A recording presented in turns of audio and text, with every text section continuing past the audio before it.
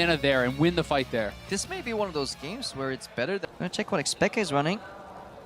Yeah, that would be really interesting. He's also running very heavy attack speed on his runes. So he's pretty much running a standard 80 page with a magic resistance on his blues, on his glyphs, and then for the rest he's running pretty much standard. Expeke on the other hand, magic pen, health, and flat ability power. So he's just pretty much going all in. He doesn't really run any armor himself. Just selects for the only defensive stat in his kit being that health, also running the Thunderlords. Yeah, and Pekka is going to start E here first. Some people do like to start Q to try to kind of get some poke there, but obviously the E helps you CS a lot, and it is pretty cheap.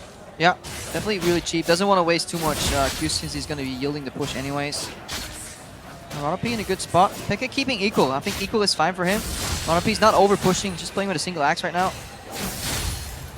And it is going to be scary. I mean, the first time Pekka hits level 2, if Ronop is in a bad position, you could look to see Pekka go for an all-in, because I do think if he hits his Qs, he probably could win it. I mean, there's no better indicator of where you have to pop your Q than playing against a Draven. Like, the game literally spells it out. Oh, there he hit it.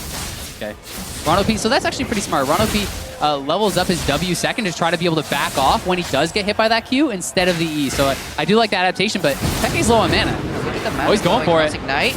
Reset. Ronop has continuous damage, but Pekka's... He zoom. One more axe is not enough, so it's at least 2. Pekka's under his turret. Ronop pushing, so we're waiting for the relics. Pekka regretting that early E usage, even on the creeps. Even at 90% mana, you just really need to keep more gas left in the tank, and now Ronop can challenge the relic. Yeah, and Ronop does take the relic away, which is actually really big for him. We talked about how problematic mana is for Pekka, and at this point, I feel like he has to try to just get enough gold to have a decent back, and then wait it out, because he has summoner disadvantage, he has mana disadvantage. Yeah, definitely all true, but at level 6, he gets an ulti with slightly more impact in these direct trades. Very hard for Draven to kind of dodge that ulti damage since it's 50-50, whereas Pekka can dodge half of the ulti from Ronop. Ron right now dancing on the edge of the turret range. Want to harass. Mild Celeste lead. Yeah. I do think Pekka will have a chance to try to go for that, but at this point, I think you have to play it smart. You have to just try to wait it out for your summoners. You don't want to do a desperate all-in. It's so far away from actually getting to a CS win that you can kind of take your time. And he's going to grab double Dorans. That is going to kind of help him. I don't see him ever going a tier. If I were Pekka, if he builds another item, maybe even a Seekers or something like that, could make a lot of sense. Just some early armor to stop the kind of one-dimensional damage from the Draven coming out as well. He is back very quick. He had a good base timing there. He cancels. What? That was just short. That was so close. I feel like if you have Q, it's a quicker animation. I think the throw animation of W is a little bit slower there. Yeah, and that would have actually been really big, stopping this buy, because Ronop had the extra CS. He gets the longsword on top of the double Doran, so he has the extra 350 gold in effective combat stats. Yeah, but Pekka has control over his side at least now. Equals out rather the relic steal, so things not looking as grim anymore. No, they certainly are, and as you said, 6 could be the time that we see him go for this. And I think, to your point earlier about picking up some early armor, but the fact that he has none in his runes kind of makes it that much more important. Yeah, and also remember that if Pekka goes at 5, he can easily win that trade. Draven doesn't get that much more damage anyways, and he was winning the trade earlier, up until the point where he ran out of mana. But he is down a summoner spell now, so that is something that he has to keep in mind, and maybe what kind of holds him back from going for it. But we could definitely see that be the case. Alright, Pekka, save your mana. Already dancing around the half point. Every time he lands a CS, obviously the Dorans is going to help him loads, but yeah, pokes are being wasted here. I honestly feel like, especially if you are going to wait for the summoners, don't even bother trying for the Qs that much, because he doesn't have enough mana to win this all in here. He has to now base probably again. Yeah. And that's the problem. When you're throwing out those Qs, what are you going to do if you hit it? And if you're not going to kill the guy, he's going to lifesteal back to full, and you're wasting your mana. Luckily for him, Ronop is running Thunderlords, not Warlords, so the sustain battle isn't as fierce. But right there, the W from Expect. He's so used to having these kind of mid lane patterns in his play that he's not used to. It's have to use so much mana going for the all-in. Exactly, and it's not the kind of trading you're used to. With double Dorans, with the lifesteal masteries, it's still a lot. And that, in addition to the fact that you're not playing against another mage, right? And you're not playing with a tier here on Cassiopeia. You're so used to getting higher levels. Pekka is level 6 right now, but again, we keep harping on it. The mana is the limiting factor right now. Yeah, I think, honestly, at this point, he doesn't have enough mana for an all-in, so he just has to farm to another decent item breakpoint. Base, he comes back with his summoners, with his new item, and he looks for that all-in, but we'll see if he disagrees. Yeah, alternatively, you can drop CS while he regains mana and just goes for the all-in. Yeah, that's Draven is pretty squishy, and you know he might just return to base and pick up a null magic. Super efficient early on. Yeah, certainly. And if it goes too long, if he gets a Hex Drinker, that can be pretty devastating for that all-in. But we'll need to see a lot of microing from Ron because he needs to juke the ulti from Expecting and pick up his axes at the same time, keep them flowing, and dodge the damage, hopefully sidestep a Q. It is so mechanically intensive for a support player. Yeah, and the summoner disadvantage is no longer there. So Peke has everything available. It's just a matter of mana, but this to me tells me he's kind of basing. He's going to base for sure. You don't dump your mana like that if you're not. So he is going to be able to just try to push this out, grab the CS, and he does have a 1,400 gold, so he could go grab a Seekers. He could go for a more aggressive option if he's worried about not having the damage. Oh, that is really good. Max range. These guys, man, they play pro for so long, but they still have that greedy base kind of embedded in their playstyle. Ron right now suffering from being a Draven who's trying to push, juggling those axes. Yeah. No matter how good you get, you can always still have things to improve on. You can always still have bad tendencies. I mean, I always think it's kind of a fun example to look at Shaq in NBA, how bad he was at free throws, right? This guy is a legend, and he still can't shoot one of the most simple shots in basketball. Yeah, but if you have enough to make up for it. Yeah, it doesn't matter, yeah. See, I might base in the right place, Screpo, but, you know, the rest of it leaves a little bit to be desired. Yep. What is your strength? I'm really good at basing. I'm fantastic at basing. I communicate well with pings. Yep. That's all I got. That's all Watch I got the minimap a lot, especially when I'm dead. Yeah. All right, I think we're about to see action here because nobody wants to play the CS game. Yeah. That's a good opener now. If you have the mana to spare, opening with W allows you to chain your spells. What do you think about the Catalyst purchase here? This is pretty interesting. So this does give him more sustain, and it gives him some tankiness from the HP and the mana, but he may just look for the all-in here. Yeah, he's going. I think this is the approach of the Catalyst. He knows he'll never finish an all-in because the Draven will waste it. However, now with the Catalyst, every level up, he'll actually have enough mana left to go for the second all-in. And this is actually pretty interesting because even if he can't all-in Ron OP, with enough regen, he can push him back and win on CS. Yes, because he is actually up 5 CS now. And especially, he's actually zoning him off pretty well with the Miasma there. And I think this is actually a really intelligent adaptation for Peke, who's kind of saying Ron OP is too smart to die to that all-in. But is he? I mean, he has to fight back right now. This is the pressure that is forcing Ron OP forward right now because Peke, with the zone and the kind of the implication of a secondary all-in, is now winning on CS. There's about 24 CS to go before Peke just wins the game on 100. Yeah, and if he forces that all in, if Ron OP has to engage into the cast, it gives you a super easy ultimate, and that's going to be lights out. Yeah, at this point, Ron may just want to base and go for an all-in because I don't think he has what it takes in his kit to deal. Peke's going low on mana again, though. This may be the crucial fight. Oh, he Peke got stuns him. That's it. It's over. Peke low on mana, but just one more auto should be enough. Oh, the E! He got him! Peke in front of the whole crowd. Representing Spain here in Oslos, but it was so close. An additional Q being used. Up yourself away, you can knock him away. And honestly, the biggest problem here for Urgot is range. He is going with those summoners. He's 100% just going for a CS win. Yeah. Like, he's basically just saying, I'm going to run away when you run towards me. I have heal to survive any all-in. And it is going to be exhaust barrier. So super defensive masteries makes more sense than that heal, I do think, and the ghost. But still, I think it's the same principles that are going to apply here. I do think we're going to see Clearlove trying to stay back. And we were researching Clearlove's runes earlier already, and we looked at the pages like, what the hell is this going to be? It's ability power galore, 26 in total, flat armor, but then attack speed out of nowhere on like a mage. It actually shows you that he's like, he was ready for Ziggs. This is the champion that he wanted to play. This isn't no reactionary pick here. Now look at his match history as well. No Ziggs game either, so he was hiding this pick very, very well, showing some Rengar and some Eve in his like match histories. But he may have, I think he doesn't have masteries. Oh no. I think he legit forgot to build masteries. He has 0 pages active. Oh boy. Yeah. Oh, Clearlove. That is unlucky. That's unfortunate. That is very unlucky. And Clearlove, you talked about his unfortunate streak. Well, apparently it continues. We'll see if it's going to come into play or not, if he's going to be able to make do without it. But obviously not having masteries is a pretty insane disadvantage if we do have that right. All right, let's see what he does then. Uphill battle if it's true. Yeah, I mean, I think going for CS win then becomes kind of more the only option, but it becomes much more difficult. You don't have a mana regen mastery. You don't have really much. You don't have anything. No Tunnel Lords. There's no mana regen. There's no Green Farthest Gift, which is super strong on Ziggs, especially on this map, right? Yeah. Where you can non-stop just be jumping in and out. And it's the only mastery on that tier that's really going to do much for you. So Impact actually had a quick glance at his runes. He's running mana regen on his blues. On 6 blues, 2.0 mana regen total. It's a page that some supports tend to use. He'll need it because as you'll see right here, that trading pattern is going to be costing him quite some mana later on. I think that's actually really smart, and on these champions that have relatively low cost abilities like the Q and stuff, even just a couple of those mana regen blues can make an insane amount of difference. All right, we just got confirmed he has stun alerts. Okay. It was just a glitch in the system. Yep, refresh the page, thank God. Okay. He actually is running a page. This is really good. Still, I'm a little bit interested to see that he is actually going to be going for Merciless instead of the mana regen challenge. So he has 4 points in Merciless there, and look at that trade, but I just don't see you really winning the fight by killing the Urgot. So to me, you'd rather have the mana regen, you'd rather stay back, be able to have the additional wave clear, but there is an argument for both sides. I mean, you need to keep some threat at least, you know. If at one point you can never fight back, if this guy overextends to the minion wave, you need to be able to punish him.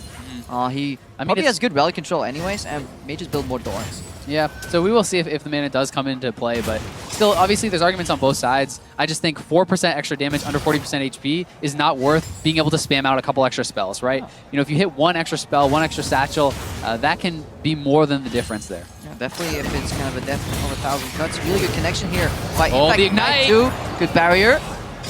Nicely timed, just not enough. That should be final tick. Yeah, Clearlove lives. But he loses the zone and the base timing, and he's already behind in CS. If Impact had enough confidence, he actually maybe could have got that last auto in there, but it's really risky because the turret was there. He would have had to wait for the Ignite burn. I think if he could play this again to Impact, he would have exhausted, so he could stay close enough to get that final auto. But remember, there was still that barrier that could have soaked more damage. I think the tier is a little bit silly. I mean, yes, it does have that mana regen, but I'd rather honestly see build something else, like even like a Forbidden Idol or something random like that, just get a bit more mana regen that way, because this feels like this is something that is not going to be as useful right now. I'd rather see an extra Dorans, things like that. It just gives you, it gives you good mana stats though. Like it allows you to do so much. If you need to like unload a full mana bar on the Ziggs, Clearlove has shown that he can't even be competitive in trades. Like the Ziggs counter damage is not big enough, and this is just Impact's wheelhouse. And the beauty of Urgot as well, that he can poke so much while freezing a wave. Because spells will not really draw the aggro for him. See how it does work out. If he did just have 700 gold, I mean, there's not really a great buy that he could grab there, unless you want to go Doran's Longsword, Doran's Boots, something like that. Because Boots can be pretty effective if you can get in range for the E. Can be pretty big, and he's able to just keep landing. He's going to go here with the slow from W. Clearlove's in trouble. Clearlove has to run. He should exhaust him. Oh, okay. So that's really important on Urgot. When you connect, you really want to get that slow applied from when you pop that W. Keep Clearlove in range. You are walking headfirst into Ziggs spells though. It's very easy for Clearlove to answer. And on level 6, there is more damage that comes out of Clearlove than Impact generates. He needs to kind of swap for the resistances as he sees the bomb coming. I think that's the correct play to do. Yeah, I mean, the thing is, with that ultimate, it's flat damage reduction now. You know, it's a percentage damage reduction. That on top of the exhaust is going to nullify so much of the damage. And we have seen, it seems like, oh, this would never happen, but you can swap them into the turret. We've seen things like in the Smeb game, right, where we saw pull onto the turret, end of game. The same thing can happen here if Clearlove kind of slips up even for a little bit, or even if you can swap him into a cannon wave of yours, for example, and make him fight you there. The cannon retaliating could be the difference in a fight. Yeah, definitely very important, but at this point, doesn't look like we're getting any fighting. Impact really just parking the wave in the middle of the map with a soft freeze. This will eventually push out, but it'll take a long time, and every time he gets close... Oh, here he goes, he got 6 first! That's an exhaust. Good satchel blocked out. Impact still whacking away here. Good Q connect, that should be it! He needs one more Q. Oh! He got the barrier out, though, thankfully enough. So Clearlove... Oh, no! He walked back in! Oh! The E dot takes him out. Meta, right? When we see bot lane 2v2s and we see a Varus lane, why don't we see it very often? Well, because it's almost a route, and it could be something where Levy could kind of just sit back and try to just actually CS and say, hey, I'm actually just going to farm better than Wayless, try to win it out like that. But it becomes tough because if you bring this to CS, Wayless is going to be able to get some mana, he's going to be able to get some items, and he's going to be able to start trying to poke you out. But I really like what Wayless has done with his rune page. So he runs the traditional armor on his yellows versus an AD carry, but he's full mana regen on his glyphs. So that is 3.0 mana regen per 5 seconds that he's running. He's spec very heavily in attack speed, so all his quints are attack speed, which means he really wants to go for the triple stack proc and then proc away one of his abilities, then get some more and do it again, and really play around that percent damage. And he really understands that he doesn't need to kind of itemize or spec against the weaknesses generally, where you run maybe like CDR glyphs, or you run magic resistance glyphs. Like, he's really built for this 1v1. Yep. And I also think that having that 19% attack speed allows him to push that much easier. If he wants to push his opponent and harass him under turret, this is going to help him to do that. So both players have elected to start Q first. And we are going to see that and just going to start kind of farming it out here. But I think the mana regen, once again, it's very intelligent. He doesn't want to get up in the face of the Lucian. He wants to sit back. He wants to be able to poke him out. And the only kind of risk there is if you get pushed in, you have to start CSing under turret. And just like that, you can fall behind. So Wayless needs to make sure he's using his attack speed, keeping the wave at least more even, so he can be able to pick up more of this farm and kind of keep it more neutral. Yeah, always be auto-attacking the minions. And when you harass with your spells, you want kind of double value. So you want to hit both the Lucian and the creeps, but that's why they start E as well, because if you use Q through an entire wave, one, it's hard to hit, and two, it's going to do much more diminished damage. And you can see Wayless is actually kind of scared of the Lucian dashing in, so he's sitting very far back. He's using his auto attack so much less. You can even just see, like, he was strafing back and forth with the 3 main range minions there, while Levy was pushing up, hitting his Q, using his passive on the minions, and he has been kind of in control of this wave. Yeah, but Lucian spikes much earlier, much better early trade. That level 2 power spike, Crapo. Tell me about it. Was he backpedaling? Wayless is this the equivalent of backpedaling what he was doing, canceling some autos? Well, the E does not land there, and so far Levy's doing a really good job with the CS. And it would be interesting to see if he wants to go for something like, he has Warlords, I do believe, so if you pick up the Warlords, if you go something like a Vamp Scepter or whatever, and you just try to kind of push your opponent really, really quickly, and just kind of try to heal up and outlast him in that way and win on farm. He is running armor on his glyphs, so he's not running the mana regen that Wayless is. That's kind of the only difference in the build. Both are indeed running Warlord. But he is running Perseverance as well as all of the HP regen talents. So he has the lifesteal talents, he has the flat regen talents, he's 12 into Resolve. So this means he can kind of sit through a lot of the poke, and I think that stacking lifesteal with a build like this makes a lot of sense, because you can get that push, you can kind of tank through and hopefully just heal back up over and over. And I think it's a really smart strategy, actually. He's also just playing it very well. Whenever there's a window for him to go aggressive, he does up into it. So he's not super tunnel vision focused on this push as a mild CS league. But as we'll see, as this matchup progresses, Wayless, once he gets access to more spells, is going to be much more comfortable dealing immediately with these larger waves. Yeah, but Levy is controlling the runes. He picks up both the runes, which is very big there, and he is going to be able to get an advantage from that. But that's a mistake. Wayless was playing on the left side for burst control, but at the same time, he could have easily been playing on the opposite side and gotten that relic right there. So that is Wayless leaving an opportunity for Levy, and he is definitely punishing where he sees them fit. Right now, he's playing more in a defensive posture, but he's definitely on top of his game.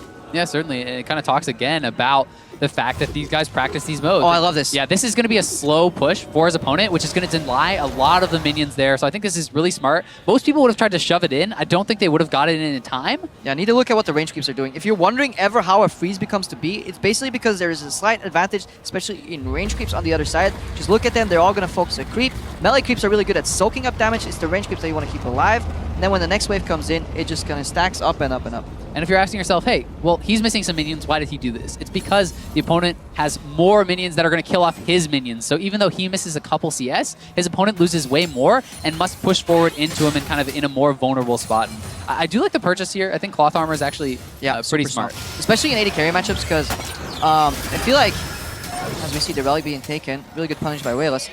But look how little damage that is. Damage helps you part on your abilities and part on your auto attacks, but it's kind of scaling. But armor, I feel like it works against the base damage of abilities as well. Therefore, it's kind of more beneficial. It's more useful. It does kind of suck in all wins, but if you're playing CS game, armor is a good choice. Yeah, it certainly is. And this is kind of my understanding of what Levy wants to do. That looks like a not-so-good trade, but he has more regen. He has more lifesteal. He has these defensive masteries, and his plan is, hey, yes, I lose that little trade. He has the culling. Is he going to go for it?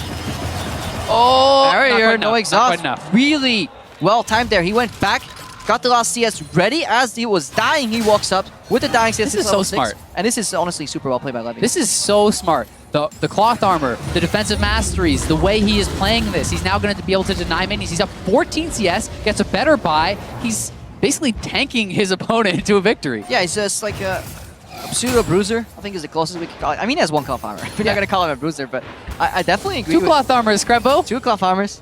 Yeah, what do you got to say now? He's practically Mundo with 6 items. This is as close as we'll ever get to a Renekton again. But it is just so super efficient because like any physical damage that is already on the base damage of an ability now gets negated a bit better by the cloth armor. Obviously, there's Warlords, which rewards you on lower HP. I love that he's proactively sweeping every time. He can cancel the back, but instead he's just going for that freeze again, pulling the wave. Yeah, and I think since the back has gone off, He's just trying to group the minions now, and he's going to be able to pull them all together. They group up. He actually puts the ranged minions behind the melees. That's really important. He rearranges the wave in a sense. If you wonder if he's pulling the minions, why did he kill one then? Because he needs to stay sustained. A little bit of lifesteal here and there. Still, there's a massive advantage. If there's a 4-stack of range creeps at the back, and there's a cannon creep, you have control of where you want the wave to go. Now he can pull the wave to him again, and then when crawling is up again, go for the all-in with barrier on cooldown. Exactly, and he's going to be able to pick up most of these CS, because he has a lot of AD. He has double Dorans, he has double Longsword. This is super free to last hit under the turret, and okay, he misses one, but still. That, of course, massacres. Still, I mean, he's up 10 CS, he's doing very well, and for Wayless, he needs some lifesteal. He picks up the Vamp Scepter, but then it's like, well, you're not going to have enough mana. You're not going to be able to really do a huge amount of damage to poke this guy out. So where is your advantage? Where do you win here? And it starts to become a bit desperate for Wayless. Especially if you see that Wayless opts in the same style with the Vamp Scepter. Exactly. You're trying to do what your opponent is doing, but you're doing it worse. From behind, and that's how you never win. So Wayless needs to make a tactical shift and honestly go for open with an auto attack into Q. Try and outrange and go for the ulti, but there's really good sidesteps from Levy. Again, he dodges it, turns it into Culling. Wayless right now tanking creeps. Exhaust is there too. Levy can dash again real soon, and that's it. Oh, the exhaust. Oh, he canceled his auto. He had to back up there. He stuttered the auto because of the exhaust, the attack speed reduction. Levy would have had it, but don't fret too much. He's still up a lot of farm. He can push it in, and both players have the barrier, but that should have been game. Yeah, that should have been game if he went slightly more optimal. He still has an entire barrier, and he can definitely outplay Look this at his lifesteal. He's already back so much of this HP. He's being able to heal back up. He's being able to regen back up, and he can look to go aggressive on Wayless if he sees the opportunity. And the problem is Wayless needs to get a couple auto attacks in before he uses abilities. Levy, the only way he loses this right now is if he gets sucked in and kind of greets for the last few CS. Yeah, or if he can get baited into an all-in. Like at this point, you don't even have to. You can use Cullings on the wave and stuff. He's 20 CS from victory. His opponent basically has to get almost 3 full waves advantage in farm. And at this point, Levy has the item advantage. He has kind of the CS advantage. If you keep your opponent in lane here, if you keep him stuck in this, then how do you lose? I really like that he's trading just every time Wayless uses either an E or a Q, it's being traded for the gap calls are on the side of Levy. Yeah, very smart. He's going to miss that CS, unfortunately. That's a bit unlucky, but should be able to... okay, well, that was a little bit careless. I mean, he should have at least got 2 of those. I think he's trying to decide, like, am I getting baited into an all-in? What's the cooldown on Varus ultimate? Should I base? Guys, he's trying to run the numbers here. And Wayless is taking advantage of that confusion. I think the best thing to do for Levy here is just base. Yeah, part of the problem here is that because he's hesitating on what to do, now he's going to lose a lot of minions to the turret when he does base. And he is eventually going to kind of come to that conclusion where that's what he should do. But when you give up the minion advantage, when you give up the wave, then you're not auto-attacking, you're not using that lifesteal. And wow, look at this buy. He picks up a Warden's Mail as well as the Caulfield. So super efficient. Super efficient, super tanky. And because it was a cannon wave, he's actually not losing as many minions as he should have, right? The cannon tanks it up, it allows you to get back there. Because Wayless also hesitated. He hesitated on the punish, and obviously it's really hard for him to like kind of tear through that entire wave because he's running so much attack speed and doesn't have that much raw AD to enhance his abilities. He's 10 CS away. I don't think Wayless could have even afforded to back here. He's going to get this full free wave, then he's 4 CS away, and Culling is up. He just has to coming in. He just has to cull the next wave. Wayless must all in now. Wayless has to all in pretty much immediately. And even still, Levy has his barrier, and he can just Culling the wave. I mean, what is Wayless going to do? 90% over, but we have been wrong in the past. So Wayless, I don't even know why he's going for CS. Yeah. Doesn't matter at Wayless this point. needs to get out there and start fighting because the minion wave is coming. Oh, no sweep. There is almost an exhaust. He really wants to get that exhaust up too. Wayless pops the elixir. Levy can just let the minions do the talking for him. There's 12 CS away, and he... Okay, Wayless, he wants to deny as much as he can. He's ready, though. I think the thing is, if Wayless tanks a full Culling, then Levy can just win the all-in, but he just needs those minions. He's going to go for it. Put a Culling on a wave. 1 minion, 2, and 1 more. Levy's Wayless blocking the Culling. It's over. Got it! And we talked about it. Is it mechanics or is it intelligence? And Levy, he outthought Wayless. This was so smart. The crowd a little bit unhappy it's not a kill, but I got to give this guy credit. He outthought his opponent. If you get to a CS victory by building efficiently, they can boo all they want. This was very well played by Levy, especially if you look at the early game. This guy was reacting well in every single scenario. He was dashing out of abilities, trading mana, playing very cost efficient. You know, the cloth armor, everybody's tunneling on damage all the time. His masteries, his item build, his play, everything spoke about the planning that he had for this matchup. And Levy walks away with a very well-deserved win. And a guy like this, to me, is someone who's a threat to take the tournament, to take the 1v1s. Yeah, the only issue I feel is if he reveals a style like this. I believe it is. Yeah. So much damage. The problem is that Queen doesn't get usually the problem is that Queen doesn't get value from her ulti as much. Yeah. The same thing kind of can be said from Carrier proc and get the extra damage, then the Jace can Q onto you free basically, and it's kind of there's a back and forth there. Yeah, I wonder if damage. Jace E? Well, the Jace E can knock her out of it for sure, but she'll still bounce back far enough. But I wonder if the damage actually still sticks on the Q. It used to be like super flashable, but I somehow feel that even if the Queen gets the kind of leap off to dodge the Q landing, she'll still take a significant amount of damage.